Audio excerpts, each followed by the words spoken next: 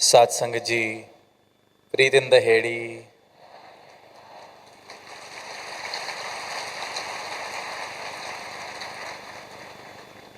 अनमोल सुलंगल, स्नेह तोड़ परियूत, प्रेम तो पंडित दान, प्रेम से कहना दान। सात संगत जी, ये दक्षिण भारत का ये समागम जिसका आनंद हम सभी ले रहे हैं और अनेक भाषाओं में भक्ति भरे भाव हमने श्रवण किए।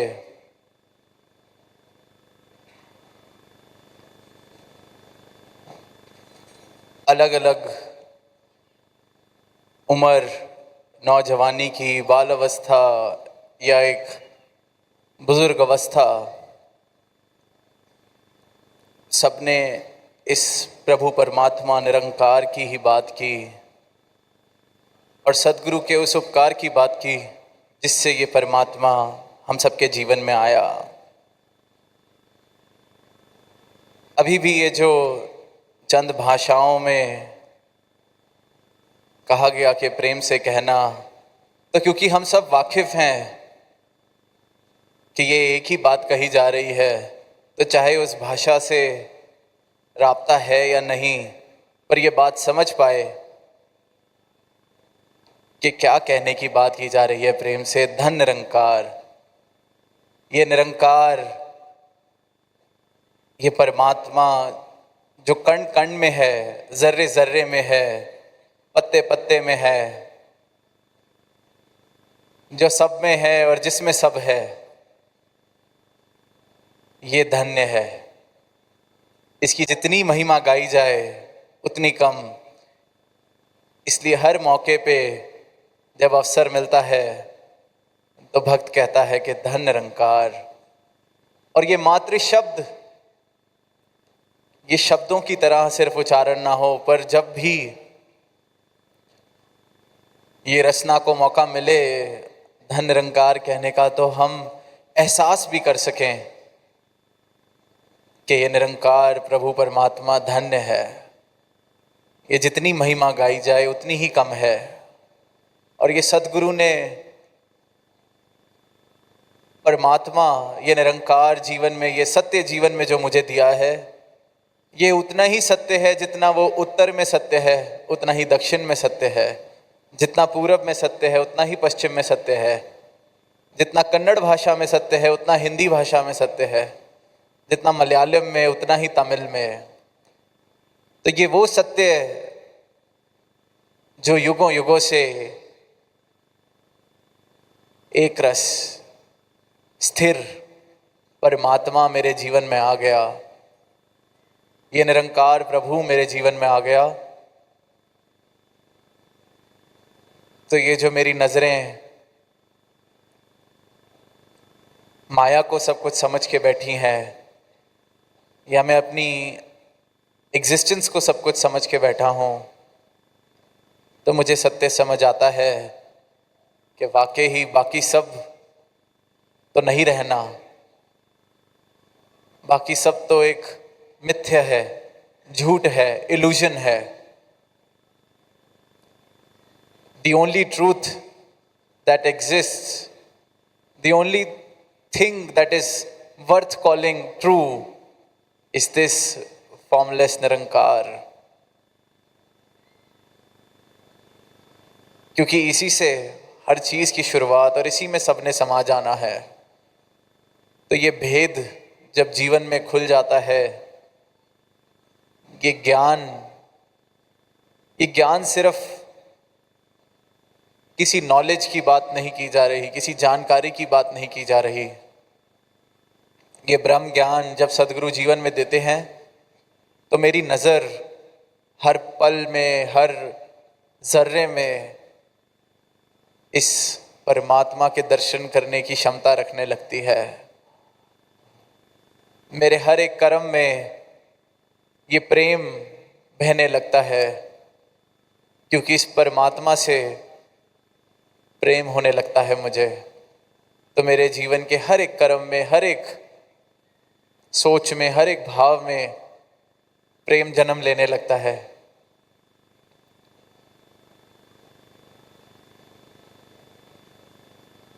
पर इंसान परमात्मा के विषय में, धर्म के विषय में बहुत सारी भ्रांतियां बना बैठता है। अपना अपना परमात्मा भी इंसान ने अपनी मर्जी से बना लिया है, बांट लिया है। किसी को लगता है कि एकांत में इस परमात्मा को पाया जा सकता है, किसी को लगता है कि कोई किसी खास वक्त पर सो के या उठ के इस परमात्मा को पाया जा सकता है। किसी को लगता है कि कोई पीड़ा उठा के, कोई त्याग तप करके ही इस परमात्मा को पाया जा सकता है। जैसी जिस स्थान की मान्यता, जैसी जिस स्थान की संस्कृति, सबने परमात्मा के विषय में उस प्रकार की ही मान्यता बना ली है। पर जब ये सच जीवन में आता है तो बात समझ आती है कि इस परमात्मा को तो मेरी तरफ से किसी तप त्याग का मोहताज तो ये परमात्मा हो ही नहीं सकता। जो समय को बनाने वाला है उसको मैं किसी समय में कैसे बांध सकता हूँ कि सुबह सुबह या रात को या दिन के इस घड़ी ही इस परमात्मा को अगर याद किया जाएगा या इसकी महिमा गाई जाएगी तो इसको रिझाया जाएगा। जिस परमात्मा ने समय बनाया, मुझे बनाया, मैं खुद उसको कैसे सीमित कर सकता हूँ? ये तो मेरी अपनी, इंसान की अपनी सीमित सोच का प्रमाण है।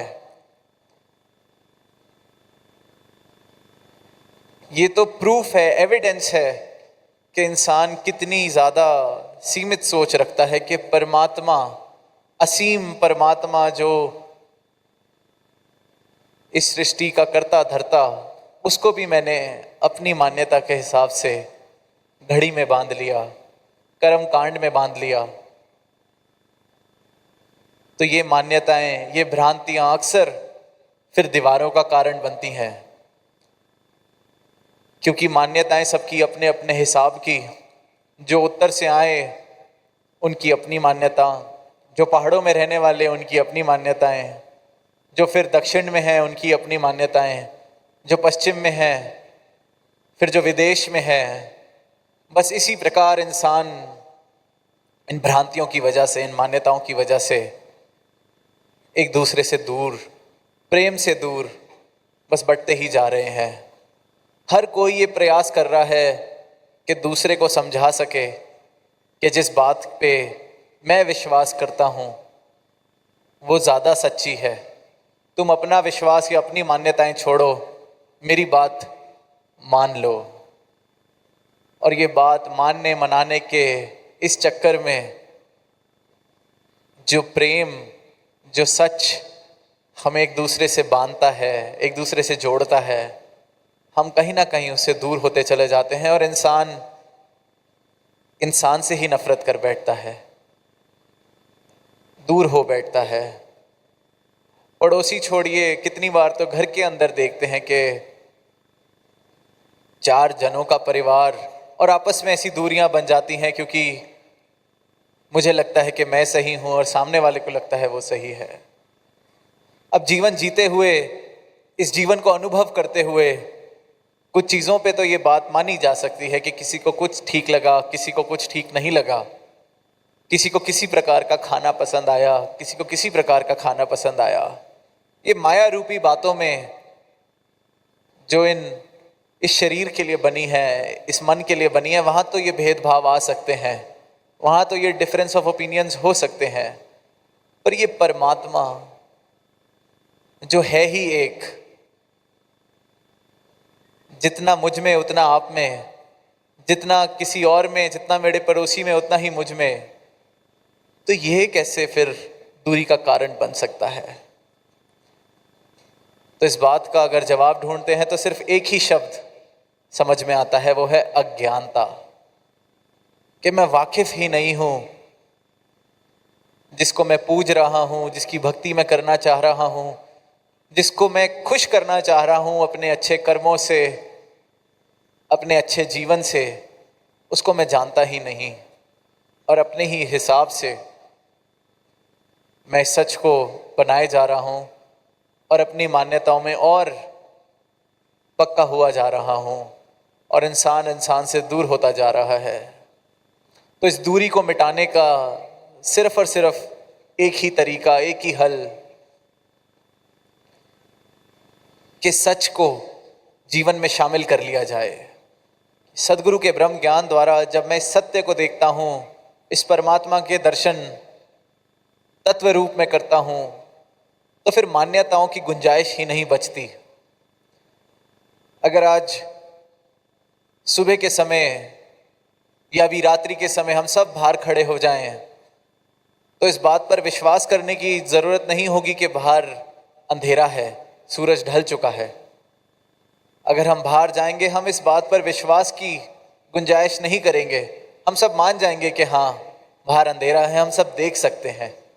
तो इस बात पर लड़ाई भी नहीं हो पाएगी कि कोई कहेगा कि अंधेरा नहीं है या कोई कहेगा अंधेरा है, क्योंकि सबको बराबर दिख रहा होगा अंधेरा है। और वहीं सुबह सूर्य उदय के बाद अगर हम बाहर खुले मैदान में खड़े हो जाएं और एक दूसरे के साथ इस बात पर चर्चा करें कि मुझे लगता है कि सूरज उग गया है, तो हम सब कहेंगे इसमें लगने की क्या बात है, सूरज तो उगा हुआ है, रोशनी हम सब देख पा रहे हैं, इसका एहसास हम सब कर पा रहे हैं।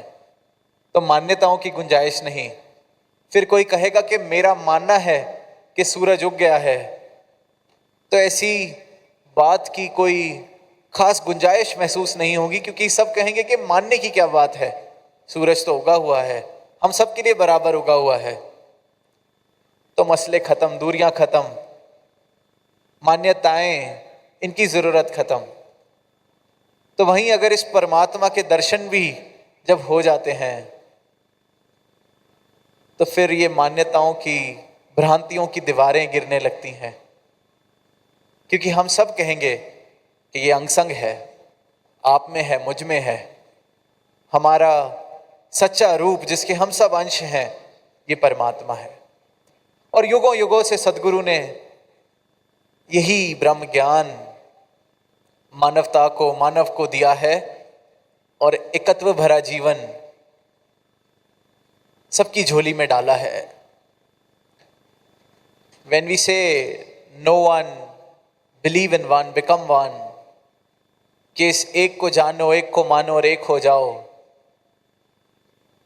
तो ये सिर्फ और सिर्फ मेरी अज्ञानता के कारण मैं इस एकत्व को नहीं देख पा रहा। एकत्व तो स्थापित हुआ ही हुआ है। परमात्मा हर एक में बराबर बसता है, ना कोई ऊंचा है ना कोई नीचा है। पर मेरी आंखों के आगे, मेरे मन के ऊपर भ्रांतियों की धूल जमी हुई है, अज्ञानता का चश्मा चढ़ा हुआ है।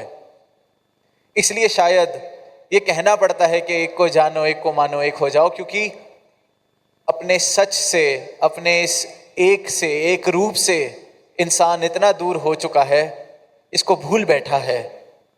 इसलिए फिर सदगुरु इसको बार बार याद दिलाते हैं, ये कह के कि एक को जानो, एक को मानो, एक हो जाओ। और जिसने इस एक को देख लिया, फिर एक हो जाना तो अपने आप ही होना है। जैसे पानी को अगर उबाला जाए, तो जब वो 100 डिग्री पर पहुंचता है तो भाप अपने आप बनती है, कुछ करना नहीं पड़ता अलग से। उसी प्रकार जब इस परमात्मा को जान लिया, देख लिया, तो एकत्व तो स्थापित हो ही जाना है। जैसे सबने सूरज के दर्शन कर लिए तो सबने मान ही जाना है कि रोशनी है, सूरज उगा हुआ है। लड़ाई का या दूरी का या मन मुटाव का कोई कारण इस विषय पर रह ही नहीं जाता। इसी प्रकार एक छोटी सी कहानी हाल ही में सदगुरु माता जी ने साझी की अपने विचारों में, कि गुरु ने अपने शिष्य को कहा, जो उनकी सेवा करता था, उनके पास ये ब्रह्म ज्ञान की दात लेने आया था, अपना जीवन अर्पित समर्पित कर रहा था ताकि एकत्व को हासिल कर सके। पर उस शिष्य की जो आंखें थीं उनमें कोई इस प्रकार का दोष था कि उसको दो नजर आते थे, दो दिखाई पड़ते थे। तो एक दिन गुरु उसको कहते हैं कि वो जो किचन के अंदर रसोई में एक शहद की बोतल पड़ी है, आप मेरे लिए उस शहद की बोतल को ले आइए। तो शिष्य जाता है और वापस आता है, लेकिन खाली हाथ वापस आता है। तो जब गुरु पूछते हैं कि कहाँ है वो शहद की बोतल, तो आगे से जवाब देता है कि वहाँ दो शहद की बोतलें हैं, मैं कौन सी शहद की बोतल लेके आऊं? तो गुरु आगे से कहते हैं काम करो, एक बोतल को तोड़ दो और जो बोतल बच जाए उस बोतल को ले आना। अब शिष्य यही करने जाता है और फिर वापस आता है और फिर खाली हाथ। तो अब गुरु उसको देख के कहते हैं कि हाँ जी क्या हुआ? तो कहता है मैंने एक बोतल तोड़ी तो दूसरी भी टूट गई। और वो हंस के उसको कहते हैं कि बस यही नज़र बदलनी है कि ये एक नहीं, ये दो नहीं, ये एक ही है। तो गुरुओं ने, पीरों ने, पैगंबरों ने इशारों में ही इस सत्य को समझाया है, बताया है। ऐसी सहज बातों से ही अपने सिखों को, गुरसिखों को, अपने शिष्यों को इस सच के राज, इस परमात्मा के राज बताए हैं। और जब ये कहानी सुनी और पढ़ी तो फिर यही भाव आए कि इंसान भी जो एक है, हर जगह एक है, बस ये अपनी आंखों का दोष है। ये मेरी मैं, ये मेरा जो माया को लेके जो रिश्ता है माया के साथ, ये अंधकार भरा चश्मा जो है, जो मुझे एक को भी दो देखने पे मजबूर करता है। पर ये बात मैं समझता नहीं कि इस एक के बगैर तो ये दूसरा भी नहीं है, वो दूसरा तो सिर्फ और सिर्फ परछाई है। तो जब ये एक इस प्रकार दिखने लग जाता है, जीवन में आ जाता है, तो वाकई हर पल में इस एक के दर्शन जब होते हैं तो सुकून, जिसकी बात हम आज सुन रहे हैं, इस सुकून भी जीवन में सहज में ही आने लगता है। और अक्सर हम सुकून शब्द को बड़े आम शब्द की तरह इस्तेमाल करते हैं, पीस की, पीस, और सेंटेंसेस में हम कह देते हैं कि I want some peace, give me some time, I want some peace. तो ये सुकून, द पीस विद इन, जिसकी बात सदगुरु माता जी कर रहे हैं, इनके संत कर रहे हैं, ये कोई पल दो पल के पीस की बात नहीं कर रहे कि भाग दौड़ बड़ी जिंदगी और कहीं शांति से 2 मिनट बैठ गए या एक दिन काम काज से अपना मुंह फेर लिया तो उस एक दिन का पीस, उस एक दिन की शांति, ये पल पल में सुकून की बात कर रहे हैं। ये आवाज़ दे रहे हैं हर एक इंसान को कि ऐसा जीवन जीना संभव है जिसके हर पल में सुकून की लहर दौड़ सकती है, सुकून की धारा बह सकती है। ऐसा सुकून जो आपसे फिर कोई ले नहीं सकता, क्योंकि वो सुकून किसी परिस्थिति पर निर्भर नहीं है कि आज बाहर धूप है तो सुकून कम हो गया, हवा चली तो सुकून आ गया, बाहर कोई मुझसे नाराज है तो सुकून चला गया, कोई मेरी वाह वाह कर रहा है तो सुकून आ गया। ये ऐसे किसी सस्ते सुकून की बात नहीं, अमूल्य, बहुमूल्य, जिसके मुकाबले की किसी की तुलना नहीं, ऐसे सुकून की बात जो किसी परिस्थिति का मोहताज नहीं। तो ये वो सुकून है जो सदगुरु की कृपा से झोली में आता है। और यहाँ आए हर एक संत ने, चाहे वो गीत के माध्यम से भाव रखे, चाहे अपने मन के भाव शब्दों द्वारा रखे, यही आवाज़ दी हर एक इंसान को कि परमात्मा, इस परमात्मा को जान लीजिए, इस परमात्मा को जीवन में इस प्रकार शामिल कर लीजिए कि दूरियां खत्म हो सकें, भ्रांतियां खत्म हो सकें, भ्रम खत्म हो सकें। जो कबीर दास जी की वाणी में शब्द आते हैं कि काशी काबा एक है राम रहीम, मैदा एक पकवान बहु, बैठ कबीरा जीम। कि काशी भी एक है, काबा भी एक है। ये फर्क के कारण नहीं, ये तो बल्कि कारण बनने चाहिए एक दूसरे के नजदीक आने के। कि जिस भी रूप में ये पीर आए, पैगंबर आए, ये बात एकत्व की ही करके गए। तो चाहे वो पूरब में बात हो रही है, चाहे पश्चिम में, चाहे उत्तर में या दक्षिण में, चाहे अल्लाह की बात हो रही है, चाहे गॉड की, चाहे परमात्मा की, भगवान की, वाहिगुरु की, बात इस एक की ही है। बात प्रेम की ही है। बात मानव को मानव से जोड़ने की ही है। और ये सब सिर्फ तब मुमकिन है जब ये परमात्मा मेरी मान्यता ना रह जाए, मेरी अपनी मन की बनाई हुई कोई मान्यता या मेरी संस्कृति या मेरे समाज की दी हुई कोई मान्यता ना रह जाए, बल्कि मेरा अपना अनुभव हो जाए। इस परमात्मा को मैं इन आंखों से देख सकूं, इसकी भक्ति फिर करूं, इसके प्रेम को अनुभव कर सकूं। फिर ये मान्यताएं से उठकर एक सच की तरह मेरे जीवन में शामिल हो जाता है। और फिर यही सच प्रेम को हर एक जगह स्थापित करता है, मानव को मानव के नज़दीक लेकर आता है, सिर्फ और सिर्फ प्यार भरा, प्रेम भरा एक संसार बसाता है। तो दास और शब्दों का सहारा ना लेते हुए इन्हीं शब्दों से आपसे आज्ञा लेगा। प्रेम से कहना,